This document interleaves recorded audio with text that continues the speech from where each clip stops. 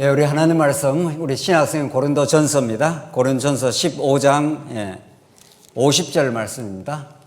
고린도전서 15장 50절 말씀입니다. 이제 찾으신 줄 알고 봉독 드리겠습니다. 고린도전서 15장 50절입니다. 형제들아, 내가 이것을 말하노니 혈과 육은 하나님 나라를 이어받을 수 없고 또한 썩는 것은 썩지 아니하는 것을 유업으로 받지 못하느니라.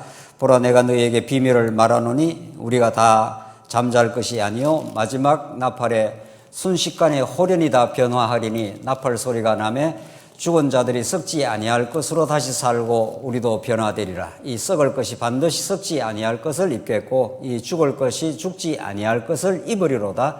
이 썩을 것이 썩지 아니함을 입고 이 죽을 것이 죽지 아니함을 입을 때에는 사망을 이기고 이기리라고 기록된 말씀이 이루어지리라. 사망아, 너의 승리가 어디 있느냐? 사망아, 내가 쏘는 것이 어디 있느냐? 사망이 쏘는 것은 죄요 죄의 권능은 율법이라. 우리 주 예수 그리스도로 말미암아 우리에게 승리를 주시는 하나님께 감사하노니 그러므로 내 사랑하는 형제들아, 견실하며 흔들리지 말고 항상 주의 일에 더욱 힘쓰는 자들이 되라. 이는 너희 수고가 주 안에서 헛되지 않은 줄을 알미라. 58절까지 우리가 함께 봉독했습니다. 우리는 지금 고린도전서에 개진되는 건덕의 복음, 이 땅 위에 하나님 나라의 교회를 세우시고 하나님이 세워 가시는 분이시다 하는 복음을 우리가 지금 살펴가고 있습니다.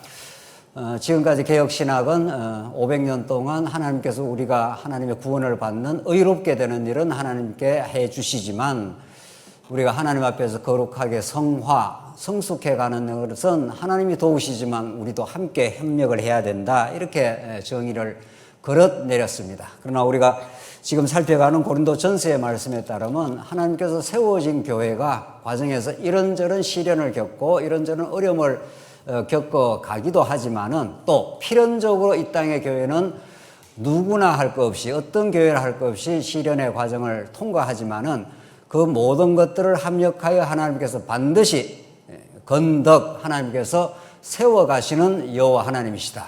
그분이 우리를 예수 그리스도를 보내주셨고 그분 안에 우리는 온전한 소망을, 오히려 교회의 어려움을 통해서 우리가 절실하게 더 붙들게 만들어 가시는 분이시다. 이것이 고린도전서 우리가 오늘 15장 16장 결론을 지으면서 우리가 확인하고 확정받는 내용입니다.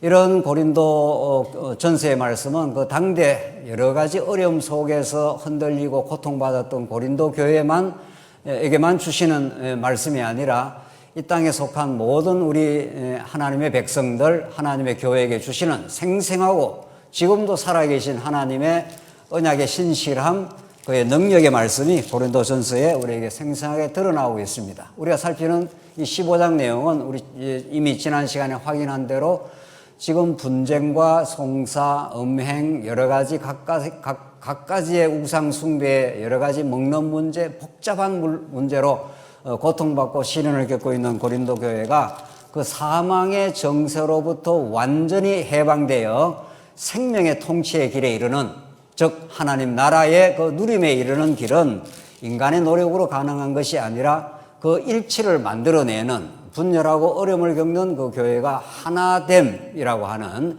일치된 하나님 나라의 기쁨을 누리는 것은 15장에 나오는 부활의 능력이다. 그리스도의 부활에 이 모든 것이 달려있다, 이렇게 증거하는 내용을 우리가 지금 15장 내용에서 확인해 가고 있습니다. 다시 말하면 우리 지난 시간 긴 그 부활의 내용을 확인하면서 부활은 하나님의 생명의 통치의 권세의 확증입니다.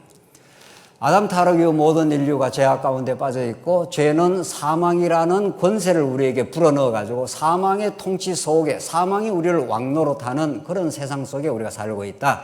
이게 영적인 사망 통치 속에 하나님께서 가두어 두셨지만 그것으로부터 온전히 벗어나게 하고 사망의 정세로부터 완전히 탈피하여 생명의 통치 속으로 새 생명 가운데 살도록 하시는 능력이 그리스도에게 있고 그의 2000년 전 부활의 능력에 있다. 이것을 우리 지난 시간까지 확인한 내용입니다.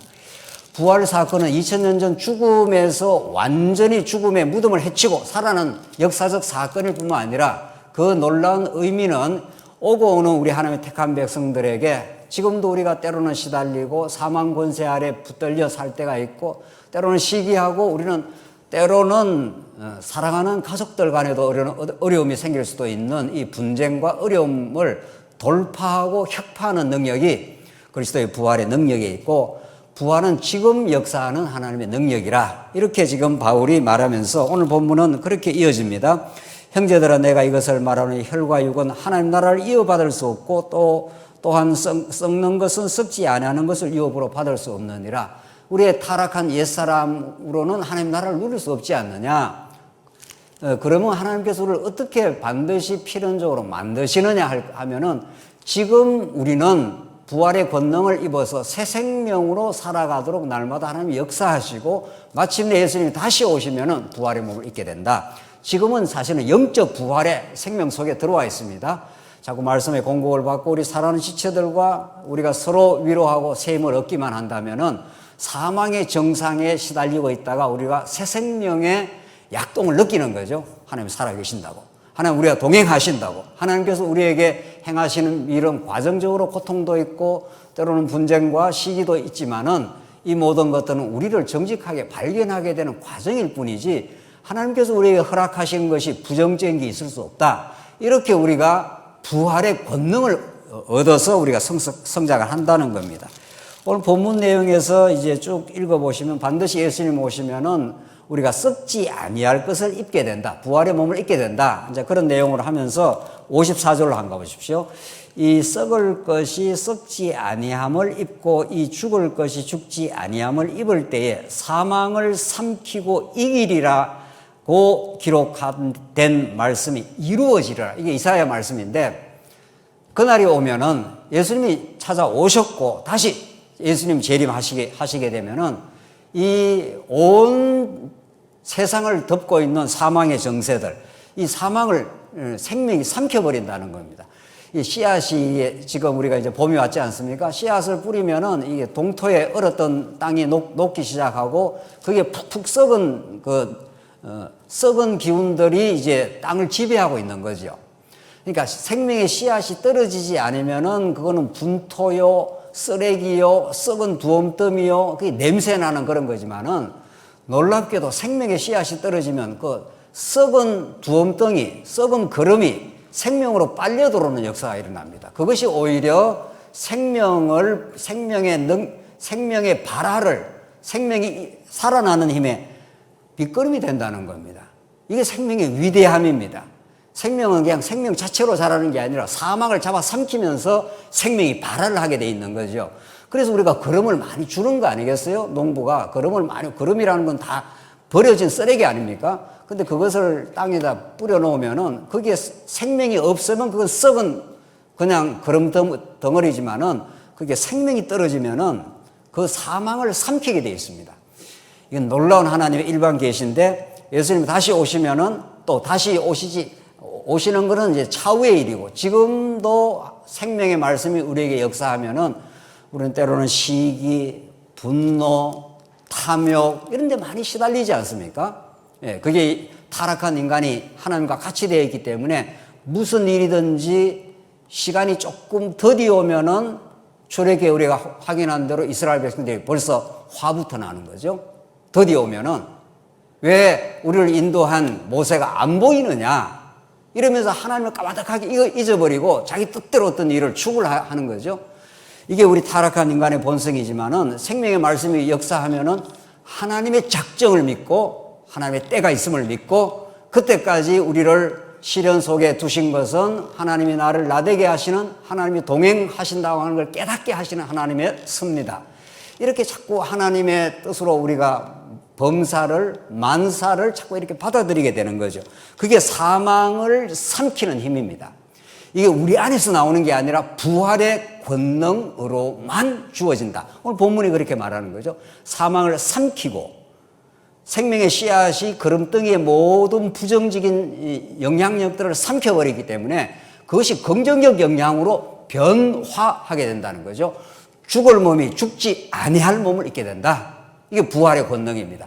그러니까 우리는 세상 질서에 살지 않습니다. 세상 질서 속에 살지만 세상 질서를 초월하는 생명의 질서 속에 우리는 이미 들어와 있습니다.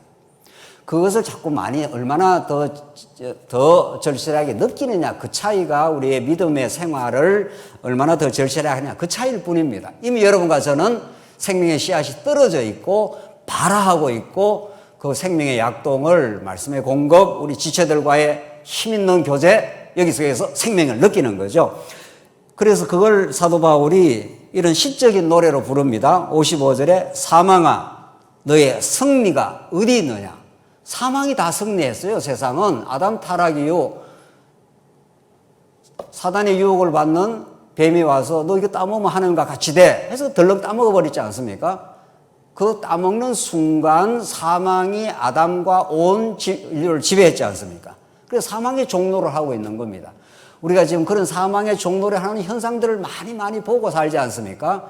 힘 있는 러시아가 우크라이나를 계속 짓밟습니다. 네. 이게 사망의 정상입니다. 사망의 하나의 징후라는 거죠. 네. 힘 있으면 힘 없는 자를 짓밟으면서 그 무고한 민간인들이 죽어나가도 자기 권력의 정당성을 위해서 계속 전쟁을 하고 있는 거죠. 이게 사망의 정상입니다. 이게 러시아만 그러냐? 그렇지 않습니다. 러시아는 하나의 뚜렷이 드러나는 하나의 현상일 뿐이지 모든 인간이 그런 거죠. 모든 인간이. 그래서 사망아 너의 승리가 어디 있느냐라고 이제 반문을 하는 거죠. 사망이 그렇게 우리 인류를 지배하고 모든 인류의 최종 원수입니다. 사망이. 그래서 그 사망 정세를 우리가 경험하고 있는 거죠. 고린도 교회가 그런 거죠. 고린도 교회가 하나님께서 이미 하나님 나라로 오신 예수 그리스도 안에 하나님 백성으로 이미 작정되고 하나님 백성으로 이미 인정된 사람들이 고린도 교회입니다. 하나님 나라가 이미 이 땅 위에 고린도 교회의 방식으로 실현되고 있는 거죠. 그걸 아무도 막을 수 없습니다. 그렇다면 고린도가 겪고 있는 지금 시기, 분쟁, 송사, 음행, 여러 가지 각가지의 지금 잡음들, 이런 것들은 하나님 나라가 왜 이러냐 이렇게 우리가 실망하고 때로는 낙심할 때가 있지 않습니까? 그렇지 않습니다. 하나님 나라로 임한 생명은 아무도 정복할 수가 없습니다. 단지 그것이 발화하고 성숙하는 과정에 하나님께서 그리스도만을 바라보게 하시고 그리스도만이 우리의 통치자임을 믿어지게 하시려고 하나님께서 잠시 그냥 사망의 정세에 노출시켜 놓은 하나님의 깊은 뜻일 뿐입니다. 그래서 그걸 겪고 있는 것뿐이고 궁극적으로 다시 십자가와 이 부활의 권세를 사도 바울이 전거해서 사망아 너의 승리가 어디 있느냐? 사망아 내가 쏘는 것이 어디 있느냐? 이 쏘는 것, 이게 독침입니다. 사망이 자꾸 이렇게 침을 쏩니다. 우리 하나님의 택한 백성에도 불택한 자에게는 완전히 침을 맞아서 죽어버렸고 영적으로 다 죽었습니다. 그래서 택한 백성은 살아났지 않습니까? 이미 살아나서 생명은 자꾸 성숙을 합니다. 근데 그때마다 사망이라는 그 독침이 우리를 이렇게 벌침처럼 쏘는 겁니다. 이제 이거 쏜다 하는 것이 우리에게 자극을 주고 우리가 힘을 약화시키는 거죠. 우리가 벌침을 맞고 독침을 맞으면은 순간적으로 자꾸 힘이 떨어지지 않습니까? 이제 표현을 그렇게 하는 겁니다, 성경은. 근데 사망에 쏘는 것이 어디 있느냐? 더러더러 우리가 쏘임을 받아서 절망도 하고 낙심도 하고 탐욕도 부리지만 그런 말이죠. 그래서 그걸 설명하는데 56절 봅시다. 사망에 쏘는 것은 죄요 죄의 권능은 율법이라. 율법, 죄, 사망이 이게 한 덩어리로 돌아갑니다. 자, 선악과 율법이 없으면 죄가 발생하지 않습니다. 죄가 발생하지 않으면 우리 전 인류를 덮고 있는 사망 정세가 없습니다. 하나님 그거 몰라셨겠나요? 그렇지 않습니다. 에덴 동산에 하나님께서 하나님 나라에 관한 언약을 세웠습니다. 하나님께서 아담을 짓고 아담에게 복주어 가라사대 생육하고 번성하라 만물을 다스리라. 아담이 다 다스리게 되어 있습니다. 물론 그 둘째 아담, 마지막 아담 예수 그리스도가 만물을 다 통치한다는 것을 이미 보여주고 있지 않습니까? 그리고 에덴 동산을 너무도 아름다운 에덴 동산을 기쁨의 동산을 주셨습니다. 강물이 흐르고 온갖 열매들이 주렁주렁 맺히고 하나님께서 창세기 2장 9절에 하나님이 보기에 아름답고 먹기에 좋은 이렇게 돼 있어요. 동산 중앙에 생명나무와 선악을 알게 하는 나무가 있더라. 하나님이 자기 백성들에게 하나님 나라인 에덴 동산을 지금 실현하는 거란 말이죠. 그러니까 보기에 아름답고 먹기에 좋은 생명나무와 선악을 알게 하는 나무도 있더라. 이렇게 되어 있습니다. 그러니까 하나님이 만들어 놓은 것이 언약 백성에 나쁠 리가 없습니다. 자, 그러니까 얼마나 우리가 좀 이렇게 파편적인 생각, 이렇게 통합적인 생각을 못하느냐 하면 선악과가 자꾸 나쁘다고 생각한단 말이죠. 선악과를 먹으면 죽고 죄가 발생하고 죽습니다. 그러나 선악과만 있으면 그건 아주 나쁜 거죠. 하나님 나쁜 것을 지어 놓을 리가 없습니다. 우리 언약 백성들에게. 그러니까 보기에 아름답다고 되어 있고 먹기에 좋은 나무입니다. 둘 다가 좋습니다. 둘 다가. 하나님이 나쁜 걸 만들어 놨겠어요? 절대로 그렇지 않습니다. 하나님 우리 아버지신데 아버지가 집안에 애를 불러가지고 뭐를 먹이고 입히고 하는데 그 나쁜 거 주겠어요? 안 줍니다. 절대로. 궁극적으로 둘 다가 복음이고 둘 다가 좋은 겁니다. 예. 자, 그러면 이제 질문이 생기는 거죠. 그럼 하나님께서 먹으면 죽는 나무는 만들어지 놓지 말고 먹으면 사는 나무를 만들어 놓지. 이게 이제 모든 인류의 질문이고 고민이고 신학자들의 고민이었습니다. 그러나 우리가 계시의 원리를 더 깊이 알고 우리가 그리스도 사건을 알면은 그리스도가 부활하신 것은 죽어야 부활합니다. 그렇지 않습니까? 십자가의 죽음 없이 부활이라는 이 생명, 부활이라는 승리라는 것이 우리에게 의미 있게 다가오지 않습니다. 그래서 하나님이 영원히 우리를 사랑하시고 영원히 우리와 생명 관계를 맺어놓고 있습니다. 거기서 창세전의 생명록에 여러분과 제 이름을 다 기록해놨습니다. 변함이 없습니다. 절대로 아무도 그 생명록을 지울 수가 없습니다. 그러면 왜 이 땅에 이 고난이 필요하고 여러분과 제 삶에 과정적인 어려움이 있고 고린도 교회가 지금 어려움을 겪고 있지 않습니까? 우리 교회도 다 어려움을 겪어 왔지 않습니까? 이것이 결코 부정적이지 않습니다. 선악을 알게 하는 나무를 먹으면 하나님과 생명관계가 끊어지고 자기가 하나님으로 착각을 하게 되고 고난을 겪게 됩니다. 고통을 받게 되어 있습니다. 탕자가 그런 뜻 아닙니까? 그러나 그것은 하나님을 하나님답게 알아가는데 하나님의 은혜를 은혜로 깨닫는데 하나님과의 영원한 생명관계 속에 우리가 과연 영원히 있었구나 하는 걸 깨닫게 하는 방편일 뿐이라는 거죠. 나갔다가 들어와야 얼마나 탕자가 정말 행복해하고 그 아버지의 은혜를 은혜로 깨닫게 되고 다시는 아버지 앞에 나가지 않습니다. 아버지 집이 이렇게 풍요한 줄을 이제야 알았습니다. 나오지 않습니까? 전부. 성경 전부 그 이야기죠. 애굽 400년 종살이 하고 나와야 찬양이 터져 나오고 젖과 꿀이 흐르는 땅에 가서 하나님만 섬기겠노라. 여호수아가 그렇게 고백을 하죠. 여호수아가 그렇게 고백을 한 게 아닙니다. 하나님이 여호수아로 하여금 광야 시련을 다 통과했습니다. 여호수아가 그걸 다 봤습니다. 이스라엘 백성들이 얼마나 애굽에서 나온 하나님 섬기지 않는 백성들이 많이 죽어나간 걸 봤습니다. 그리고 새로 난 백성들을 봤지 않습니까? 그래서 여호수아가 하나님이 이 은혜의 영광을 찬미하게 하려고 우리를 400년 종살이 40년 광야를 통과하게 하셨구나. 그 고난의 광야를 통과하게 하셨구나. 이렇게 된 거죠. 사망이 없이 어떻게 생명의 기쁨을 누립니까? 그래서 하나님은 율법을 준 것은 잘 지켜서 네가 에덴 동산에 살아라고 준 게 아닙니다. 아버지 떠나면 고생이야. 그거 하나 깨닫게 하려고. 우리가 지금 이렇게 살고 있습니다. 그러나 이 광야 같은 세상에서 아버지의 말씀을 들은 겁니다. 생명의 말씀을 우리가 들은 겁니다. 맞아.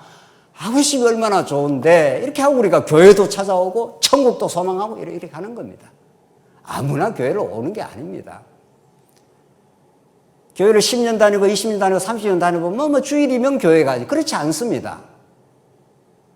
아무나 교회 오는 게 아닙니다. 생명의 말씀을 우리가 함께 누리고 우리가 하나님 나라가 우리 안에 있다는 걸 우리 지체들이 서로 공명을 합니다. 맞아. 천국이 분명해. 우리를 사랑하시는 하나님 우리와 동행하셔. 이런 것을 아무 데나 가서 이렇게 깨닫는 게 아닙니다. 하나님 백성들에게만 그 기쁨을 누릴 특권이 있는 겁니다. 그래서 하나님은 율법을 주신 겁니다. 왜? 죄가 발생하게 되려. 죄가 발생하면 사망의 독침이 많은 사람들을 괴롭히는 거예요. 우리도 그 독침을 맞고 괴로워하도 웅크리고 그러지 않습니까? 예. 우리의 탐욕, 우리의 시기 때문에 괴로워하지, 뭐 때문에, 환경 때문에 괴로운 게 아닙니다. 따지고 보면. 그러다가 이 독침을 완전히 빼주지 않습니까? 완전한 치유입니다. 예수 믿으면 적당한 치유가 아닙니다. 완벽한 치유입니다. 2000년 전 십자가 사건으로 완전히 죄를 사했습니다. 그래서 우리는 승리를 선포하는 겁니다. 그러면 왜 살다가 이렇게 고난과 어려움이나, 그거는 점점 더 하나님의 은혜를 더 앞으로 오라는 하나님의 섭리일 뿐이라는 거죠. 그래서 57절 보십시오. 56절 다시 설명하면은, 사망에 쏘는 것은 죄요. 그러니까 죄가 사망의 독침입니다. 죄를 범하고 나면 사망의 독침에 우리가 시달리고 어려움을 겪지만, 이런 뜻이죠. 죄의 권능은 율법이라. 죄가 힘을 쓰는 곳은, 죄가 이렇게 지렛대처럼 힘을 쓰는 그 작동하는 자리가 율법이라는 겁니다. 율법이 없으면 죄가 발생하지 않지 않습니까? 따먹지 마 하는 율법이 없으면 죄 자체가 발생 안 합니다. 그러니까 죄가 힘을 어디에다가 이렇게 의지해서 힘을 쓰는가 하면 율법이라는 장치를 통해서 힘을 씁니다. 그러니까 애초에 율법을 안 주면은 죄가 발생 안 합니다. 발생하라고 한 거라는 거죠. 왜? 사막의 독침이 얼마나 무섭다는 것도 깨달으라고, 그래서 생명 가운데 살라고 이렇게 돼 있단 말이에요. 그래서 선악과나 생명과나 다 하나님의 그 크고 놀라우신 은혜를 깨닫게 하는 계시 방편이고, 예수 그리스도 안에서 완전히 이루어질 사건입니다. 그래서 예수 안에 이루어졌습니다. 여러분과 저희는 우리 대신 사망을 치렀습니다. 우리 대신 살아났습니다. 부활로. 그래서 예수님이 다 이루어버린 사건을 우리는 믿음으로 받아들이는 거죠. 우리는 죽음이 없습니다. 우리에게는. 육신은 그냥 누구나 점점 쇠하다가 죽는 겁니다. 육신은. 태어나는 것은 죽음을 향해 가고 있을 뿐입니다. 누구나. 시간의 차이가 있을 뿐이고, 과정에 약간의 차이가 있는 뿐이지. 그게 우리를 지배하는 원리가 아닙니다. 이미 여러분과 제가 예수를 믿은 즉, 완벽한 생명 속에 들어와 있습니다. 그러니까 오늘 본문이 57절에 우리 주 예수 그리스도로 말미암아 우리에게 승리를 주시는, 이렇게 되어 있습니다. 우리가 잘해야 승리가 오는 게 아닙니다. 이미 예수 안에서 승리를 부활로 선포를 해버렸습니다. 예수님이. 내가 무덤을 해치고 나와버렸다. 이게 예수의 부활입니다. 그 예수의 부활을 우리가 믿는 사람들입니다. 아무도 우리를 하나님과 우리 안에 언약 관계로 맺어놓은 그 언약의 생명 관계를 아무도 끊을 수 없습니다. 우리가 가끔 살다가 사망의 독침을 좀 맞는 거죠. 예. 미워하기도 하고, 때로는 시기하기도 하고, 괜히 미래를 염려하기도 하고, 그런 걸 쓰잘데 없는 거라 그럽니다. 지나고 나면. 그렇잖아요. 하나님은 놀라운 은혜 가운데 우리가 여기까지 왔습니다. 한 번도 하나님 떠나가지 않습니다.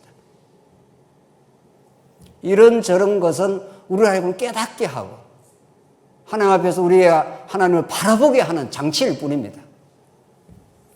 하나님이 에덴 동산에서 그 두 나무를 만들어 놨을 때 우리를 괴롭히려고 만들어 놓은 게 절대로 아닙니다. 깨닫게 하려고, 그것뿐입니다. 여러분과 저는 그 삶을 지금 살고 있고, 우리 주 예수 그리스도로 말미암아 우리에게 승리를 주시는 하나님께 감사하노니, 이렇게 되어 있습니다.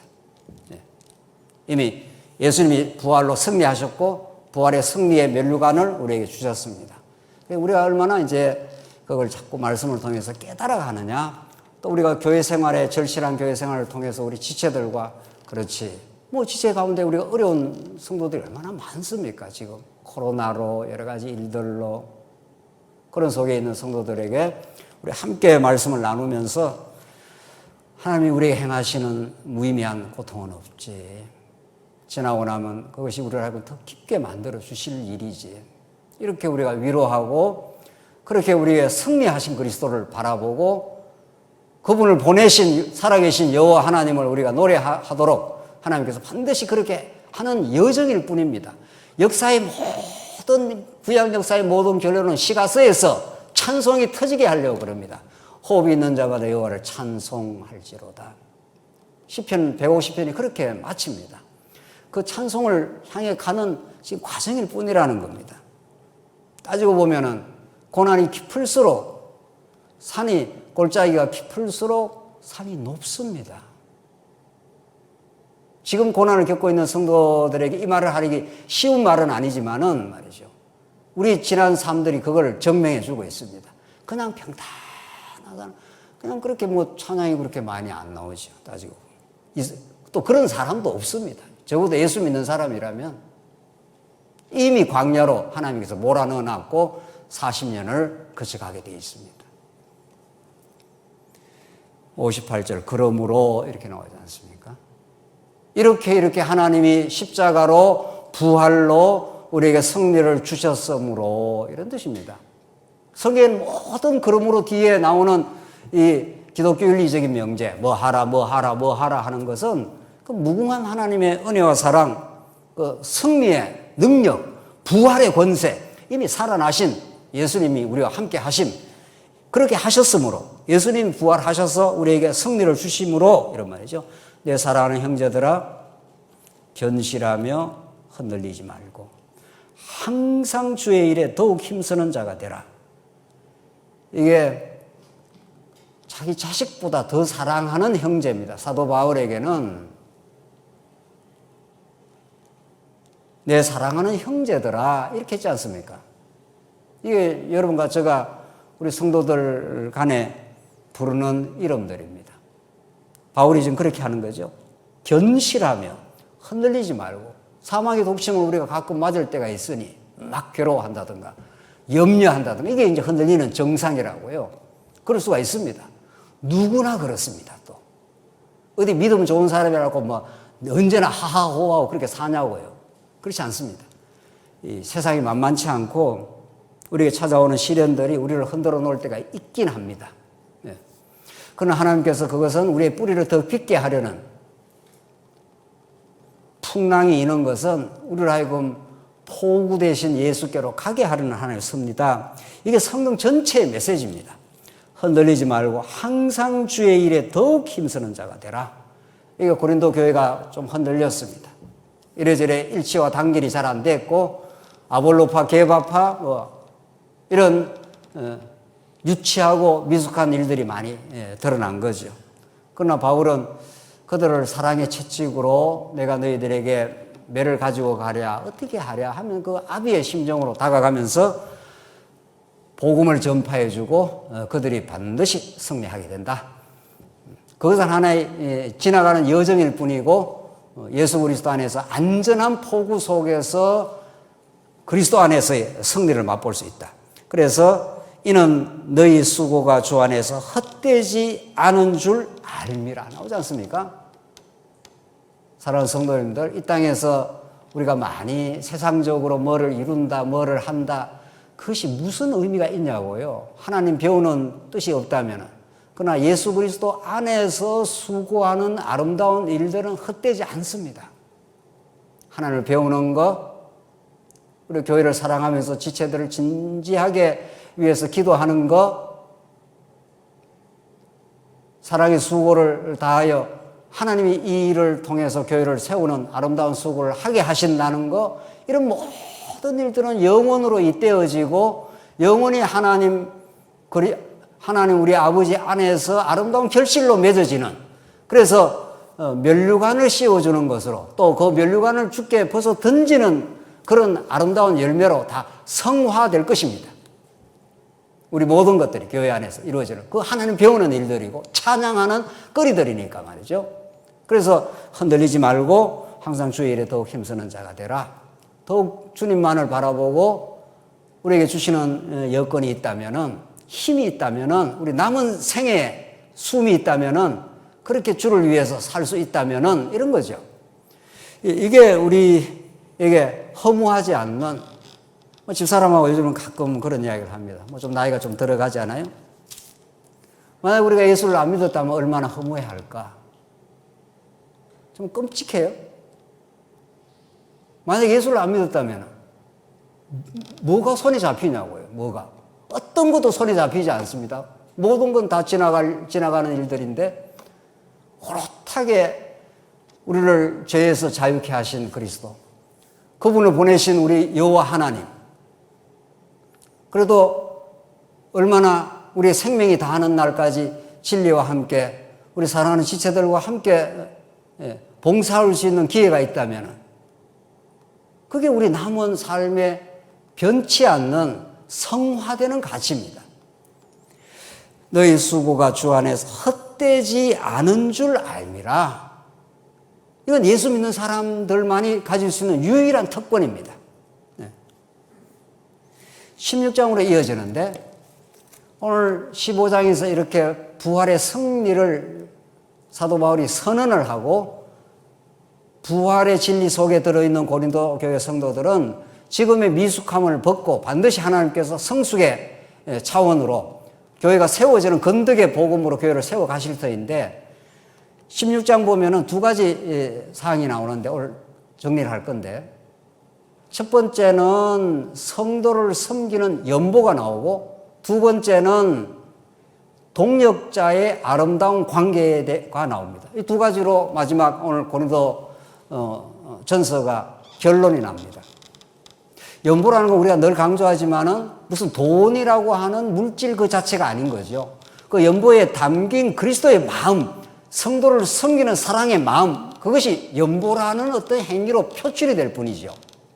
또 더 좀 포괄적으로 말한다면 물질도 연보고 사랑의 수고도 연보고 교회 와서 이모저모로 다 애쓰고 수고하는 그 총체가 나를 버리고 다른 지체가 살아나는 거죠. 버릴 연자, 보탤 보자니까 말이죠. 그리고 두 번째가 동역자 관계입니다. 곧 남는 게 그겁니다. 그리스도의 마음이 남고 우리 지체, 우리를 사랑하고 우리를 기억하고 우리를 염려하는 그 진실한 마음들의 교감이 있는 동역자, 그 관계만 남습니다. 그게 천국으로 그대로 이어지는 거죠. 지금 고린도전서 16장은 지금까지 표면적으로 드러날 때 부정적이고 갈등스럽고 문제 상황이었던 그 모든 것들은 너희들이 애쓰고 수고한다고 극복되는 게 아니라 십자가와 부활이라고 하는 그리스도 사건, 하나님 나라가 이미 세워져 있고 그 나라를 십자가와 부활로 이루어 가신다고 하는 그 복음을 재설명을 해주고 그 부활의 권능을 입어서 우리가 승리의 길로 다시 간다면 연보와 동역자 관계로 마지막 열매가 맺혀진다. 그렇게 16장이 정리가 되고 있습니다. 한번 읽어보시죠. 성도를 위하는 연보에 관하여 내가 갈라디아 교회들에게 명한 것 같이 너희도 그렇게 하라. 부활의 이 진리를 말하고 나서 마지막 연보와 동역자 관계를 말한다고 했지 않습니까? 이걸 합치면 이게 세상 나라가 아니라 하나님 나라 생활입니다. 복음 생활입니다. 이게 하나님 나라는 어떻게 이루어지는가?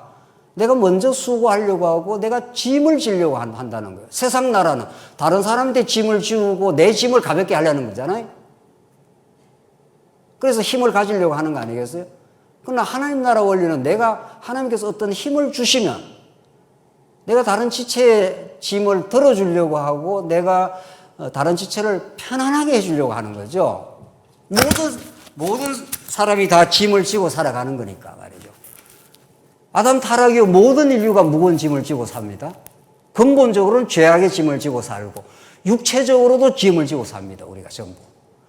벌어야 살고 뭘 해야 우리가 견뎌내고 하지 않습니까? 그 다 짐입니다. 짐덩어리입니다. 다 우리가.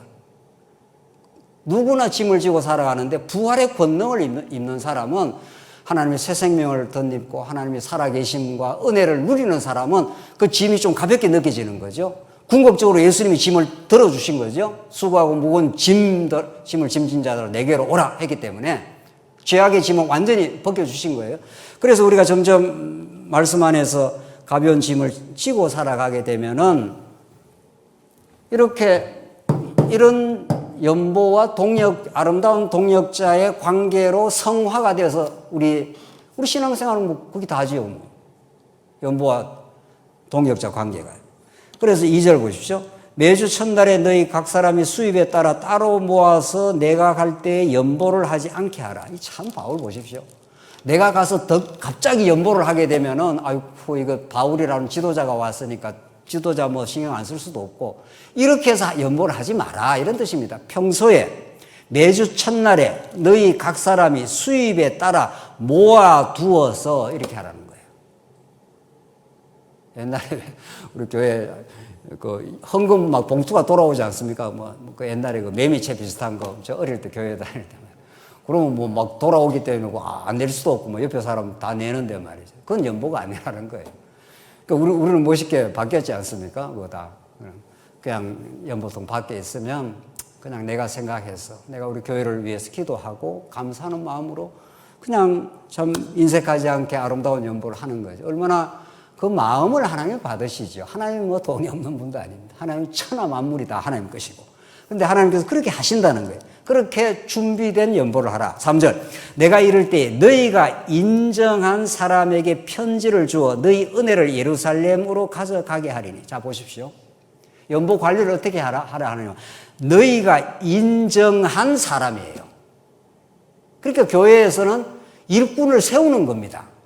우리 안수 집사님도 세우고 우리 장로님들도 세우고 이렇게 해서 교회가 인정한 사람이 그 연보를 잘 아름답게 운영하게 하라 이 말이죠. 막 자원해서 아무렇게나 하고 아무렇게나 쓰는 게 아닌 거죠. 성경이 그렇게 말하고 있죠.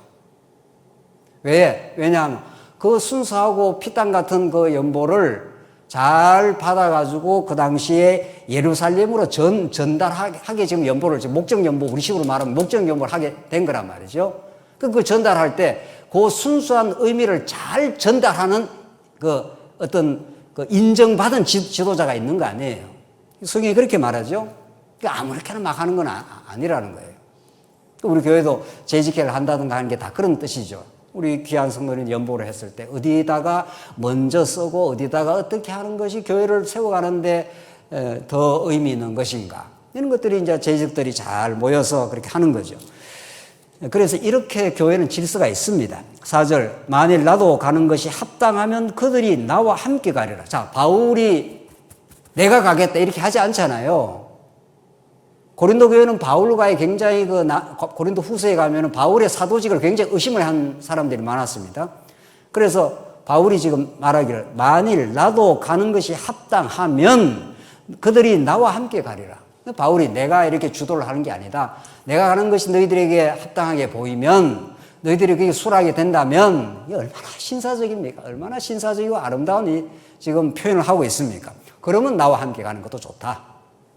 너희들이 인정하는 사람에게 그 연보를 맡겨서 잘 처리하도록 하라. 이런 거죠. 자, 이렇게 연보라는 것이 버릴 연자 보탤 보자 이렇게 해서 하나님 나라 이게 아주 구체적인 생활로 이렇게 드러납니다. 그 다음 5절 보십시다. 내가 마게도냐를 지날 터이니 마게도냐를 지난 후에 너희에게 가서 혹 너희와 함께 머물며 겨울을 지낼 뜻도 하니 이는 너희가 나를 내가 갈 곳으로 보내어 주게 하려 함이라. 이제는 지나가는 길에 너희를 보기를 원하지 아니하노니 이는 만일 주께서 허락하시면 얼마 동안 너희와 함께 머물기를 바람이라. 참 바울의 마음을 지금 전달하고 있습니다. 지나가는 길에 그냥 한번 슬쩍 만나는 거 내 원치 않는다. 가서 주님께서 허락하시면 또 전제는 달지 않습니까? 하나님 허락하시면 얼마 동안 너희와 함께 머물기를 바란다. 이런 바울의 지금 선교 여행의 소망을 지금 말하는 거죠. 내가 오순절까지 에베소에 머물려 하면 내게 광대하고 유효한 물이 열렸으나 대적하는 자가 많음이라. 지금 복음의 문은 열려 있는데 대적자가 워낙 많아서 내가 잠시 너희들과 함께 있으면서 위로도 좀 받고 복음의 사귐을 하고 때가 되면은 또 복음을 전파하러 갔으면 좋겠다 하는 바울의 지금 그 계획을 말하면서 여기도 다 하나님의 주권을 인정을 하고 그렇게 나오는 거죠. 주님께서 허락하시면 나는 소원이 그렇게 있지만 그것도 다 주님께서 허락하셔야 될 일이니까 이렇게 해서 점점 하나님이 바울을 이렇게 선교 여정을 다 주관하시고 또 바울의 소원이 고린도 교회 성도들과 맞아떨어지면은 거기에 머물러서 또 새 힘을 얻어서 또 바울을 또 다른 지역으로 보내주기를 이렇게 바라는 거죠. 이런 것들이 다 구체적인 우리 교회 생활인 거죠. 또 사실은 10절 보십시다. 디모데가 이르거든 너희는 조심하여 그로 두려움이 없이 너희 가운데 있게 하라. 이는 그도 나와 같이 주의 일을 힘쓰는 자임이라. 보십시오. 여기 이제 동력자 관계가 나옵니다. 바울과 동력자의 관계입니다. 자, 디모데가 너희한테 이르면 너희는 조심하여 그로 두려움이 없이 너희 가운데 있게 하라. 불편하게 해주지 말라. 디모데가 조금 어린 바울보다는 어리고 젊은 동역자였습니다. 자, 그래서 디모데를 그렇게 편하게 해줘라. 이는 그도 나와 같이 주의 일을 힘쓰는 자입니다. 이 동역하는 자였다. 지금 그런 거죠. 디모데를 이렇게 잘 좀 편히 대해줘라. 11절 그러므로 누구든지 그를 멸시하지 말고 평안히 보내어 내게로 오게 하라. 나는 그가 형제들과 함께 오기를 기다리노라. 바울에게는 디모데가 굉장히 절실한 겁니다.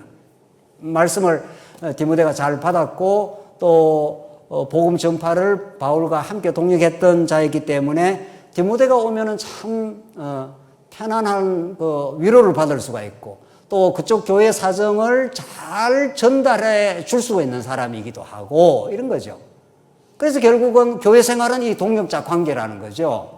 이게 하나님 나라 생활이라는 거예요. 지금 우리가 지금 하나님 나라 관점에서 지금 보는 거 아니에요. 하나님 나라 언약이 지금 예수를 통해서 우리 신약교회에 이루어진다는 건데 우리 교회가 하나님 나라라는 거예요. 그 하나님 나라라는 것은 너무도 명백하고 그 원칙이 분명합니다. 하나님 나라의 왕이신 예수 그리스도가 우리의 머리가 되시고 우리는 그 말씀에 순종을 하게 되면은 자꾸 지체 관계들의 아름다운 관계가 형성되게 되어 있습니다. 이전에 우리가 좀 부족했던 것이 있다면은 우리는 얼마든지 복음을 새롭게 듣고 이 광야 같은 고단한 삶을 우리 모두가 지금 전진하고 있는데 지체들의 소중한 관계처럼 우리를 힘있게 하고 위로하고 하나님 나라를 실제로 누릴 수 있는 그 길이 없는 겁니다. 하나님과의 관계가 제일 중요하죠. 물론 하나님과는 언약 관계로 이 관계는 끊어지지 않습니다. 그런데 그 하나님과의 언약 관계, 하나님과의 그 관계가 돈독해진다면은 그걸 어디서 증명을 하느냐는 거예요.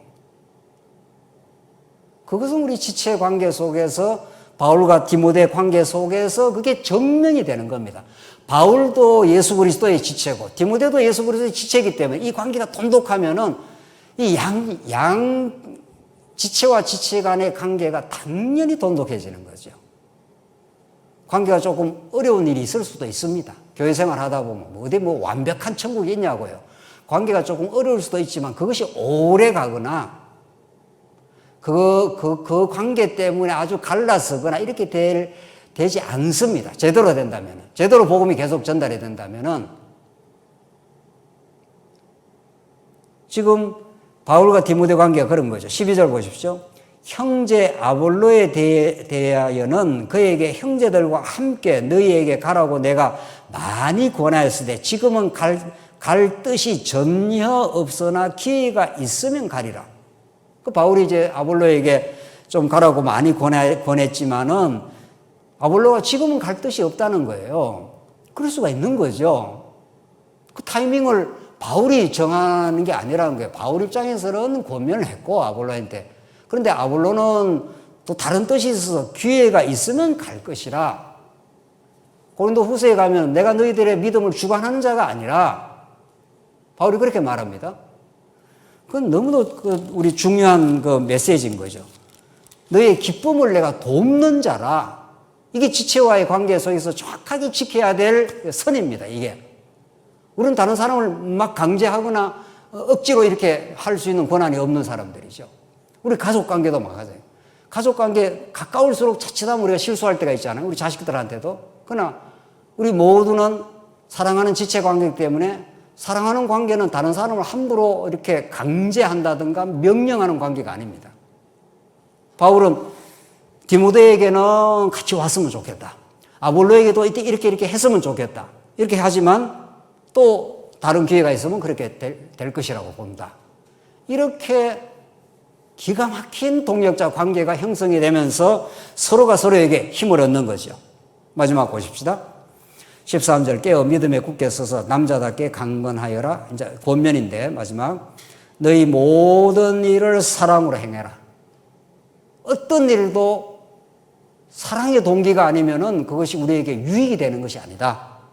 너무 분명한 거죠. 사랑은 오래 참고, 사랑을 온유하며, 사랑은 자기 유익을 구취하며, 사랑은 진리와 함께 기뻐하고, 그 아름다운 사랑의 노래 말이죠. 그게 고린도 교회를 새롭게 만들고 우리 관계들을 회복시키는 유일한 원리입니다. 이게 바울이 이걸 결론을 그렇게 말하고 있죠. 15절 형제들아 스데바나의 집은 곧 아가야의 첫 열매여 또 성도 섬기기로 작정한 줄을 너희가 아는지라. 참, 이게 정말 중요한 말. 성도를 섬기기로 아주 작정을 했다. 마음에 딱 결정을 내린 사람들이다. 이런 태도가 정말 중요하고 하나님이 우리에게 성령을 주시는 거죠. 나는 이제 평생 주를 위해 살다 간다. 뭐 이런 거. 남은 삶이 있다면은 우리가 교회를 봉사다 죽는다. 이런 거죠. 이거는 멈칫멈칫할 일이 아닙니다. 이거는 뭐 선택사항도 아닙니다. 하나님 주시는 가장 아름다운 마음들입니다. 이럴까 저럴까 뭐 유보해보고 뭐 생각해보고 이런 게 아니라는 거예요. 복음 안에 들어와 있는 사람은 성도 섬기기로 작정한 줄을 너희가 아는지라. 내가 너희를 권하는 이 같은 사람들과 또 함께 일하며 그런 사람들과 함께 일하면 그런 그 에너지를 받습니다. 이럴까 저럴까 기회가 되면 뭐 이러면 기회 다 지나가는 거죠. 따지고 보면 함께 일하며 수고하는 모든 사람에게 순종하라. 그러니까 복음을 가지고 전진하는 사람과 함께 일하고 함께 순종하는 것처럼 우리 남은 삶을 정말 역동적으로 만드는 건 없는 거죠. 연세가 드신다? 연세가 드셔서 물리적인 힘은 좀 떨어질 수 있지만 진리의 힘이 떨어지는 것이 원칙적으로 아닙니다. 즉 연세가 드시면 더 주님이 더 소망스럽고 그렇게 되는 것이 그 정상적인 신앙생활이지. 바울은 그렇게 지금 고린도 교회를 권면하고 있는 겁니다. 결론인데 내가 스데바나와 버드나도와 아가이고에 온 것을 기뻐하노니 그들이 너희의 부족한 걸 채웠음이라. 이거 보십시오. 이 동역자들이 와서 성도들의 부족한 걸 채워서 바울이 그걸 얼마나 지금 기뻐하고 있다. 그들이 나와 너희 마음을 시원하게 하였으니 이거 보십시오. 이게 교회 생활, 구체적인 하나님 나라 생활이라고요. 구체적인 하나님 나라 생활이. 그들이 와서 나와 너희 마음을 시원하게 했지 않느냐. 통쾌하게 한다는 거예요. 다른 지체들이 다른 지체를 섬기고 살아가는 걸 보면은 얼마나 보는 사람이 행복합니까?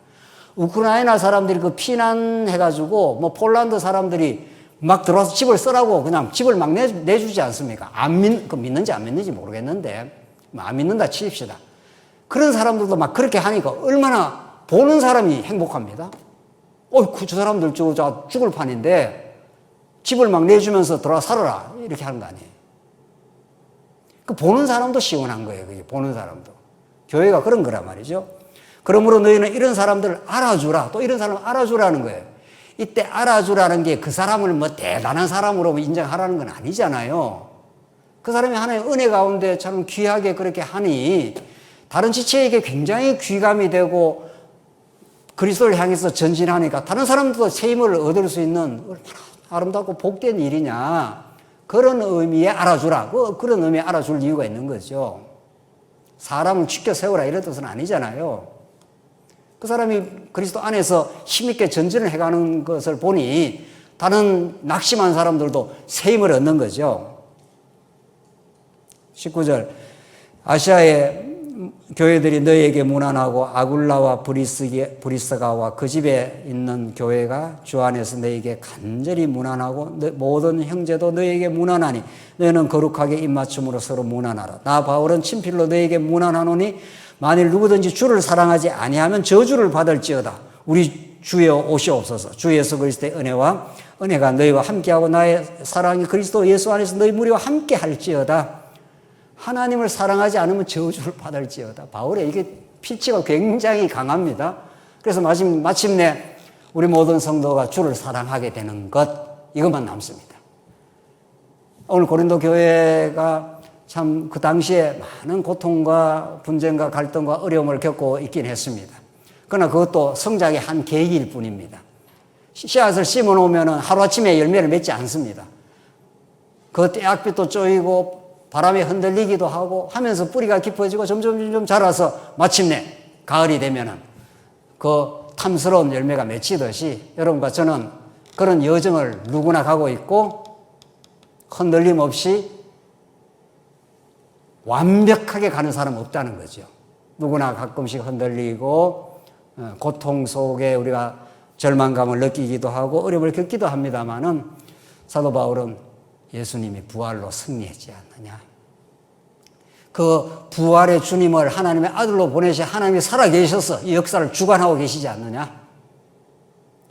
그분 안에서 우리가 새롭게 진리의 기쁨을 누리게 된다면 우리는 기꺼이 주를 위해 성도 섬기기로 작정한 사람들처럼 우리는 그렇게 머뭇거리지 아니하고 우리에게 주신 모든 여건들을 하나님께 감사하고 우리가 할 수 있는 만큼 우리가 최선을 다하고 그것을 하나님께서 주셨다고 믿고 그렇게 전진하는 그런 하나님 나라 생활이 연보와 동역자 이 아름다운 관계를 통해서 알랄이 그렇게 맺혀가는 그 여정들이 우리 모든 성도님들이 있길 바랍니다.